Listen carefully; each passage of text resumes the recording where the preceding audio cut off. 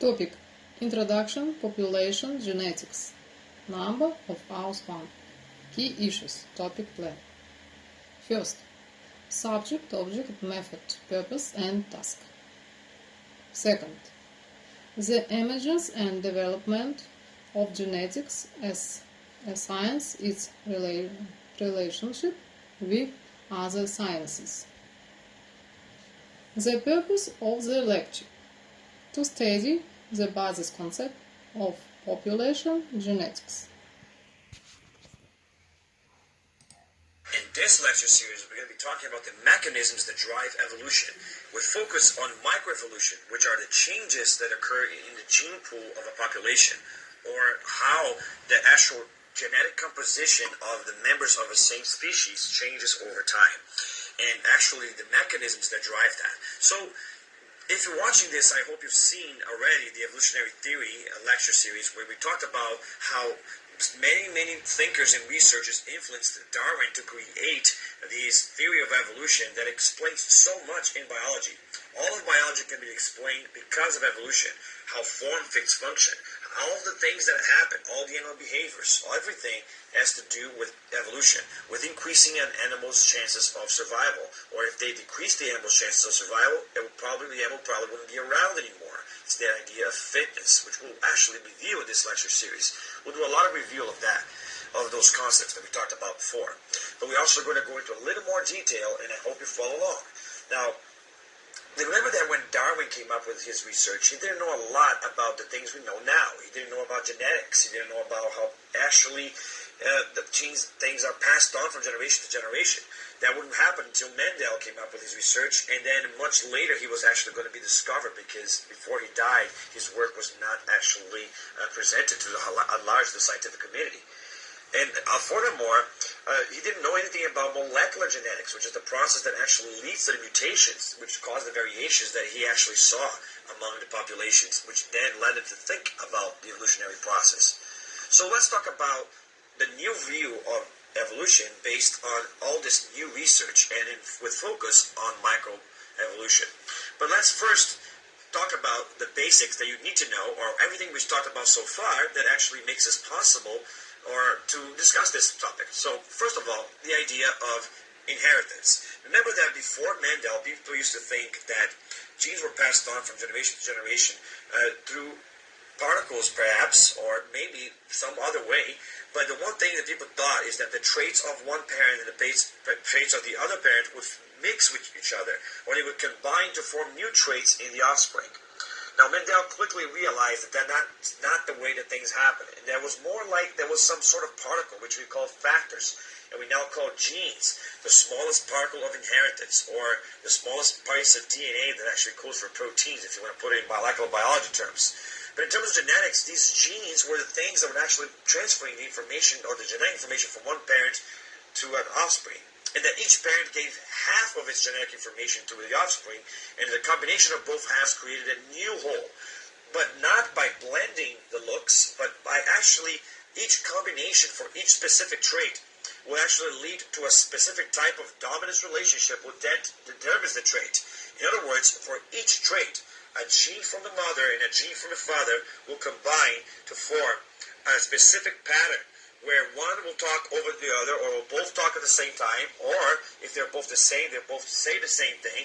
But regardless of what it is, it forms what we call a genotype, where different versions of genes, which we call alleles, combine to form the actual phenotype, which is the thing you actually see, or the look. Now, later, other researchers will focus on the fact that these genes are actually inherited through chromosomes, and they will research the things that happen during meiosis, such as crossing over, independent assortment, and to actually understand how recombination of these genes leads to variation within the population over time. But Mendel would actually notice the patterns of inheritance and figured out exactly how the genes are transferred from generation to generation, and then other scientists would expand on that and talk about chromosomal inheritance and things like linkage and crossing over, breaking that linkage. But that's genetics, and that's going to be very influential in what we're going to be talking about, so make sure you have those concepts fresh in your mind. You're also going to need to know the concepts of ecology with reference to species. What is a species? A species, of course, is one type of organism. But how do you define one? How do you tell that two organisms are not the same species? Well, there's a lot of ways of doing that. Scientists can look at the way the organism looks like, or do what is called a morphological species test, where they actually try to determine the way the species is by the way it looks. So they look too different from each other, they're probably not the same species. They can also look at the role or the habitat that the animal occupies in the environment, which is called the niche test. They can also do molecular analysis, where they actually code the protein sequence or the RNA or DNA sequence for the two organisms of interest to try to see if there's enough difference or similarity between them to call them or not the same species.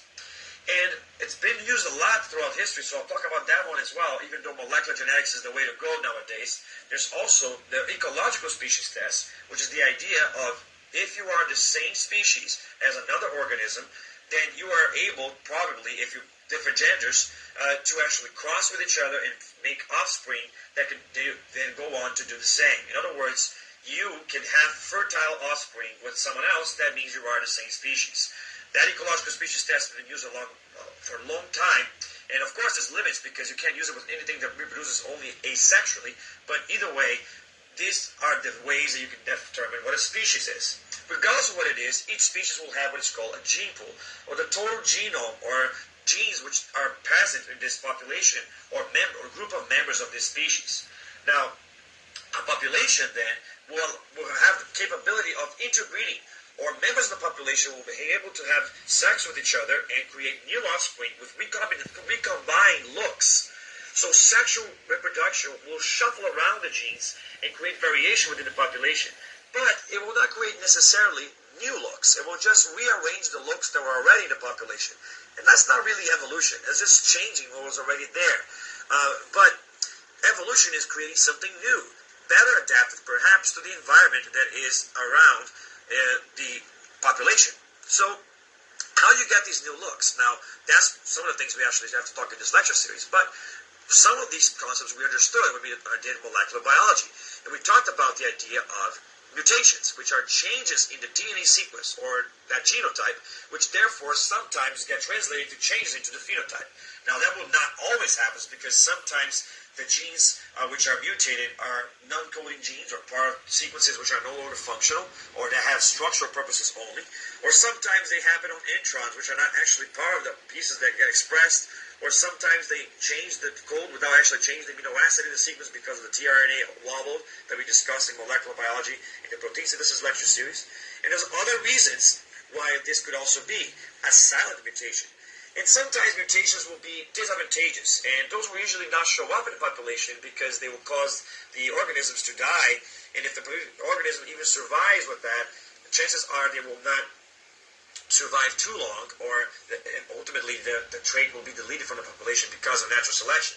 Same thing is true about neutral mutations, which may be carried on accidentally along with other mutations, but they are not going to be taking hold of the population too fast if they're not going to be causing an advantage to the organism. But sometimes mutations can cause changes which accidentally cause what we call adaptations.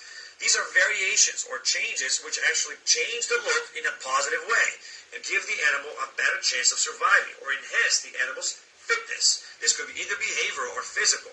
Now remember, the concept of fitness is the total amount of adaptations that an animal has which allows it to survive longer, have more children, which then survive to do the same. And an example of this is the moss, for example, which is adapted with its color for its environment. And if the environment changes, they might change what's adaptable. But within the context of a certain environment, natural selection will select against animals or organisms which have traits which make them less likely to survive, and select for animals that make them more likely to survive. Remember, the whole concept of his theory of evolution, of Darwin's theory of evolution, is that more animals will always be born that the environment can possibly sustain. That as populations grow exponentially, they eventually hit what is called the carrying capacity. And that leads to struggle for existence as animals struggle for the resources that they need to survive. And as they struggle, and they're different, there's variation between them, ultimately, therefore, the ones which have the higher number of set adaptations will survive longer to have more children that survive to do the same. And since this has everything to do with the environment, if the environment changes, all of these things will change as well. And that leads to an ever-changing population over time through the process that he called natural selection. Now, questions to reinforce. First, features of the Mendelian genetic method, genetic symbolisms. Second, the laws they Mendel. Third, monohybrid growths notebook analysis. Fourth, varieties of monohybrid growths. Answer the text questions in the online class. Watch the video of the YouTube and send task by mail. Thank you for your attention.